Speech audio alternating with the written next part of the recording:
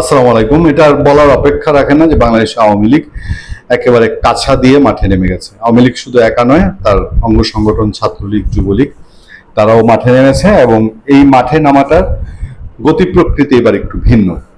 আমি প্রতিটা আলোচনায় প্রায় বলছি, গত 2 বছরে যে পরিমাণ মিছিল মিটিং আওয়ামী লীগ করে নাই, গত 2 সপ্তাহে সেই পরিমাণ মিছিল করেছে এবং করে চলেছে। এখনো প্রতিদিন দেশের কোনো না কোনো জেলায়, কোনো না কোনো একটি জেলা না, একাধিক জেলায় ছাত্রলীগ অন্তত মিছিল করছে এবং ছাত্রলীগের এই আলাদা মিছিল করার মধ্যেও কিছু একটা বিশেষত্ব আছে। কেন আওয়ামী লীগ এখন নামছে না, কেন শুধু ছাত্রলীগের ব্যানারে মিছিল হচ্ছে? মিছিল তো হচ্ছে এখন আর রাগ ঢাক রেখে না, মাস্ক দিয়ে মুখ ঢেকে অথবা হেলমেট পরে সেভাবে মিছিল করছে।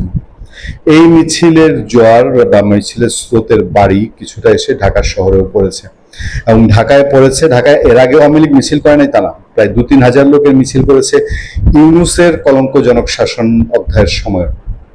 কিন্তু এবার মিছিলের ঢং বদলেছে এবং মিছিলের পেছনে ফেউ লাগা যেটাকে বলে, পুলিশ লাগা বা বিএনপি লাগা, সেটা কিন্তু দৃশ্যমান দেখা যাচ্ছে না। যে বিএনপি বা পুলিশ খুব জান প্রাণ দিয়ে আওয়ামী লীগের একটা মিছিল হয়েছে, সবাইকে ধরে নিয়ে আসবে।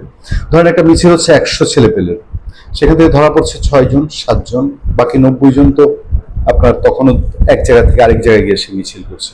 এবার 7 সকালে ঢাকাবাসীর ঘুম ভাঙিয়েছে ঢাকায় আরেকটি মিছিলের খবর। বলা হচ্ছে রাজধানীর তেজগাঁও এলাকায় ভোরে আওয়ামী লীগের একটি বিক্ষোভ মিছিল হয়েছে। এই তেজগাঁওই কিন্তু 2-3 হাজার লোকের মিছিল করেছিল ইউনুস আওয়ামী লীগ।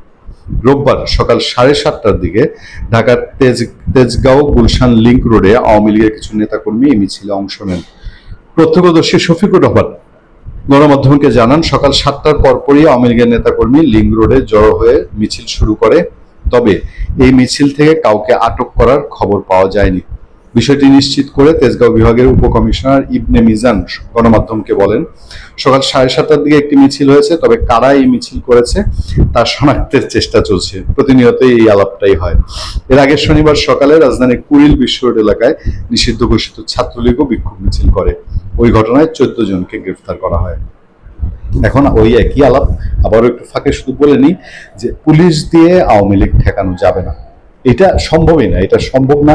আওয়ামী লীগের তো কোটি কোটি মানুষের দল, বাংলাদেশে পুলিশ কত, এবং এরা যদি সংঘবদ্ধ হয়ে নামে তাহলে ঘটনা কি হবে? আওয়ামী লীগের যেরকম সমর্থক, বিএনপিরও তেমন সমর্থক। বিএনপি জামাত এনসিপি মিলে যে টাইপের সমর্থন, জামাত এনসিপি তো আসলে সাইড লাইনের ফোর্স, মূলত বিএনপি মূল শক্তি। আর এই দুই পরশক্তি আওয়ামী লীগ এবং বিএনপি যদি মুখোমুখি হয়ে যায় দেশে, তাহলে একটা সময়ে আওয়ামী লীগ যেমন দীর্ঘ সময় তার কন্ট্রোল রেখেছে, প্রশাসনে রেখে বিএনপিকে রাজনৈতিক কর্মসূচি করতে দেয়নি, কিন্তু হঠাৎ একবার বিস্ফোরণ ঘটেছে না, বিশাল বিস্ফোরণ ঘটেছে। আওয়ামী লীগের ক্ষেত্রে যে এই বিস্ফোরণ ঘটবে না, এর কি কোনো গ্যারান্টি কেউ দিতে পারে? আওয়ামী লীগ যেভাবে এখন মাঠে নামছে, এই নামা তো দিনকে দিন বাড়তেই থাকবে, এই নামা তো কমার কোন লক্ষণ দেখি না। ভালো থাকবেন, সুস্থ থাকবেন। আপনাদের সাথে আমি আতিক রহমান, পূর্ণিয়া।